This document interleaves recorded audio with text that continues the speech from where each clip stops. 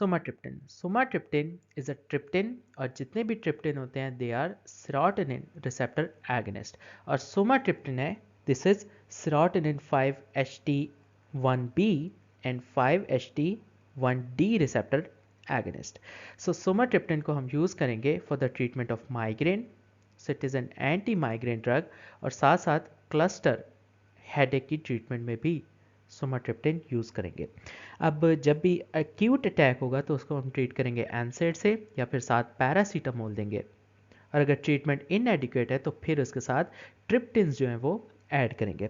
सो prophylaxis में हम क्या करेंगे, बाकी ड्रग्स दे सकते हैं, फॉर एग्जांपल बीटा ब्लॉकर्स जैसे प्रोप्रानोलोल, इसके अलावा TCA anti depressants for example amitriptyline, उसके अलावा कुछ एंटी एपिलेप्टिक्स दे सकते हैं, फॉर एग्जांपल टोपिरामेट और वेल्पोरेट, और उसके अलावा 5-HT2 रिसेप्टर एंटागनिस्ट जिसे हम कहें सेरोटोनिन रिसेप्टर एंटागनिस्ट, और उसमें आ सकता है पाइजोटिफिन। तो अगर पेन की पैथोफिजियोलॉजी की बात करें तो पेन टिश्यू डैमेज के थ्रू भी हो सकती है, और पेन जो है वो नर्व की इन्फ्लेमेशन के थ्रू भी हो सकती है, जिसे हम न्यूरोग्लिया कहते हैं। टिश्यू डैमेज होगी तो पेन के मीडिएटर्स प्रोड्यूस होंगे, फॉर एग्जांपल प्रोस्टाग्लैंडिन्स हो सकता है, ब्रेडिकाइनिन हो सकता है, ATP हो सकता है, उसके अलावा हाइड्रोजन आयंस हो सकते हैं। सो ये सारे पेन के मीडिएटर्स क्या करेंगे, they are going to stimulate type C nerves और A डेल्टा नर्व्स। ये वो सेंसरी नर्व्स होती हैं जो कि पेन के पाथवे में इन्वॉल्व होती हैं। इसी तरह जो न्यूरोग्लिया की पेन होगी वो भी इन्हीं नर्व्स को जाकर स्टिमुलेट करेंगी। अब ये नर्व क्या करेंगी, ये सब्सटेंस P और ग्लूटामेट जो कि एक्साइटेटरी न्यूरोट्रांसमीटर है, इसके थ्रू स्पाइनोथैलेमिक ट्रैक को एक्टिवेट करेंगे। सो स्पाइनोथैलेमिक ट्रैक में से जो सिग्नल होगा वो थैलेमस में जाएगा, थैलेमस से सेंसरी कॉर्टेक्स में जाएगा, और पेन जो होगी वो परसीव होगी। अब इस सारे सिनेरियो में ब्रेन में कुछ ना कुछ नेचुरल मैकेनिज्म होते हैं इस पेन के पाथवे को इनहिबिट करने के लिए। सो ब्रेन में दो एरियाज़ हैं, लोकस सेरुलस और दूसरा एरिया है न्यूक्लियस राफे मैग्नस। यहाँ से डिफरेंट हार्मोन्स निकलेंगे। जो लोकस सेरुलस है यहाँ से नॉर एड्रेनालिन रिलीज होगा, और जो न्यूक्लियस राफे मैग्नस है यहाँ से सेरोटोनिन रिलीज होगा। अब नॉर एड्रेनालिन डायरेक्टली भी स्पाइनोथैलेमिक ट्रैक को इनहिबिट कर सकता है, और सेरोटोनिन भी डायरेक्टली इस ट्रैक को इनहिबिट कर सकता है।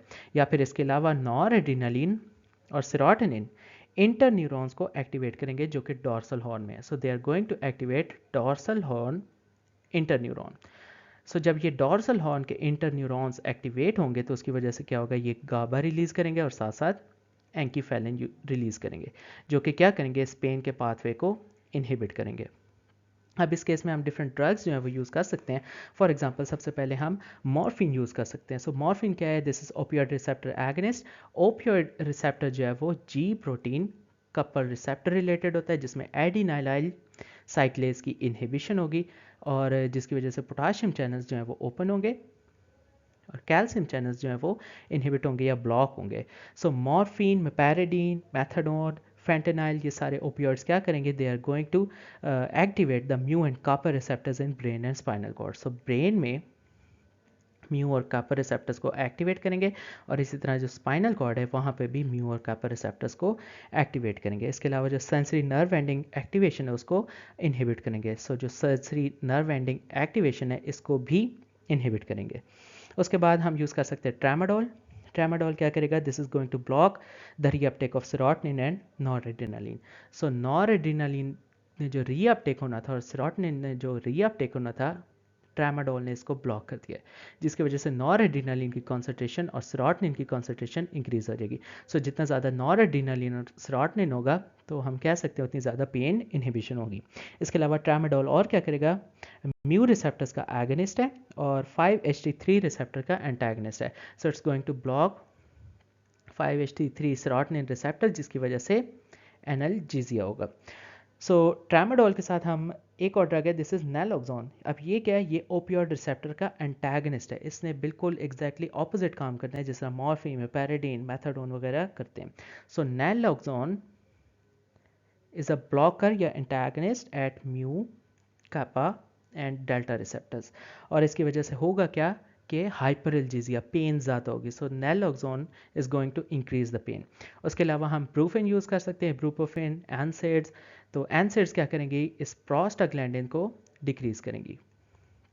सो एनसेड्स में डिफरेंट आ सकती हैं, नॉन सेलेक्टिव आ सकती हैं जिसमें इब्रूप्रोफेन एस्प्रिन, इरिवर्सिबल जिसमें एस्प्रिन आ सकती है, सेलेक्टिव आ सकती हैं फॉर एग्जांपल सेलेक्टिव कॉक्स 2 जिसमें सेलिकॉक्सिब, कॉक्स 3 में पैरासीटामोल भी आ सकती है। अभी एनसेड्स प्रोस्टाग्लैंडिन को डिक्रीज़ करेंगी और पेन की सेंसिटिविटी को डिक्रीज़ करेंगी। इसके साथ साथ कुछ जो होंगी एनसेड्स वो सीएनएस के थ्रू भी एक्ट कर सकती हैं। उसके अलावा कार्बामेज़ेपिन जो है वो हम यूज़ करेंगे। अब कार्बामेज़ेपिन क्या करेगी, this is going to block the sodium channels. So जब सोडियम चैनल्स ब्लॉक हो जाएंगे तो उसकी वजह से पेन की ट्रांसमिशन जो है वो भी कम हो जाएगी। So carbamazepine is going to block sodium channels. उसके अलावा हम एमिट्रिप्टालिन यूज़ कर सकते हैं। एमिट्रिप्टालिन क्या करेगी, अगेन ये भी सोडियम चैनल्स को ब्लॉक करेगी, लेकिन एमिट्रिप्टालिन जो कि एंटी डिप्रेसेंट है, this is going to block sodium NaV 1.7 सब टाइप चैनल्स, जिसकी वजह से क्या होगा, एनाल्जेसिया होगा। सो जब सोडियम ही नहीं आएगा तो एक्शन पोटेंशियल ही नहीं जनरेट होगा, एक्शन पोटेंशियल नहीं जनरेट होगा, डिपोलराइजेशन नहीं होगी तो पेन भी नहीं होगी।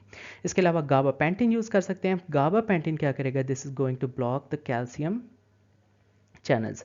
सो जब कैल्शियम चैनल्स जो कि PQN सब टाइप है और इसके ऊपर सब यूनिट होगा α2 Δ1 α2 Δ2, इस सब साइट के ऊपर बाइंड करेगी गाबापेंटिन और कैल्शियम चैनल्स जो कि PQN है उन्हें ब्लॉक करेगी, जिसकी वजह से ग्लूटामेट की एक्सोसाइटोसिस जो है वो डिक्रीज होगी।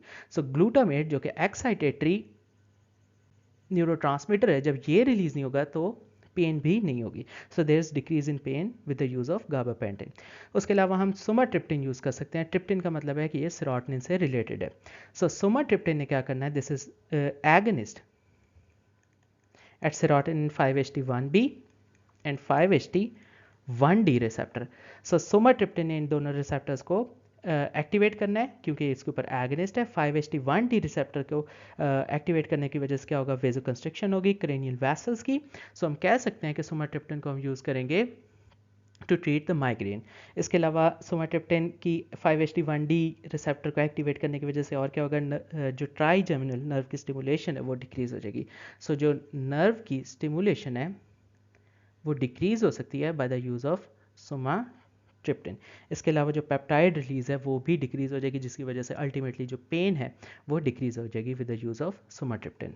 अगर स्पेसिफिकली सुमाट्रिप्टिन के मैकेनिज्म ऑफ एक्शन की बात करें तो हमें पता है this is serotonin receptor agonist, और सेरोटोनिन में से भी 5-HT1B and 5-HT1D receptor agonist.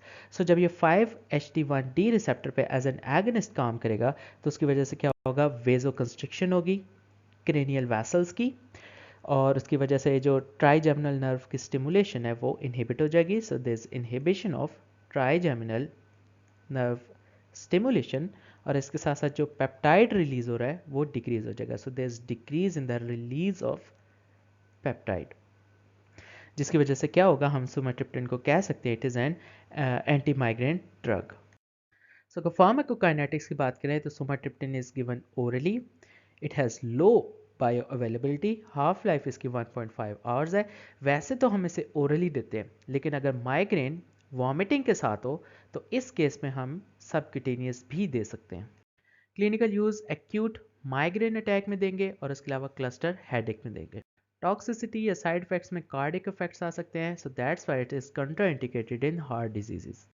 तो अगर फाइनली सारी एनाल्जेसिक्स को हम समराइज करें तो इसके कुछ ना कुछ ग्रुप्स बनेंगे। पहला ग्रुप जिसे ओपियोइड कहेंगे, कुछ इसमें एनसेड्स भी आ सकती हैं, एनसेड्स के अलावा कुछ इसमें एंटी एपिलेप्टिक्स भी आ सकती हैं, एंटी एपिलेप्टिक्स के साथ साथ कुछ एंटी डिप्रेसेंट्स भी आएंगी जिनमें TCAs हो सकती हैं और SNRIs आएंगी, और फाइनली सेरोटोनिन एगनिस्ट आएंगी जिन्हें हम ट्रिप्टिन्स कहेंगे। सो अगर ओपियोइड्स की बात करें तो ओपियोइड्स में एगनिस्ट देखें तो एगनिस्ट में जो स्ट्रॉन्ग एक्टिंग एगनिस्ट है उसमें फैंटेनाइल, हाइड्रोमोफोन, ऑक्सीमोफोन, मिपैरिडीन, मॉर्फिन, मेथाडोन, सुफेंटानिल और ट्रामाडोल आएंगी।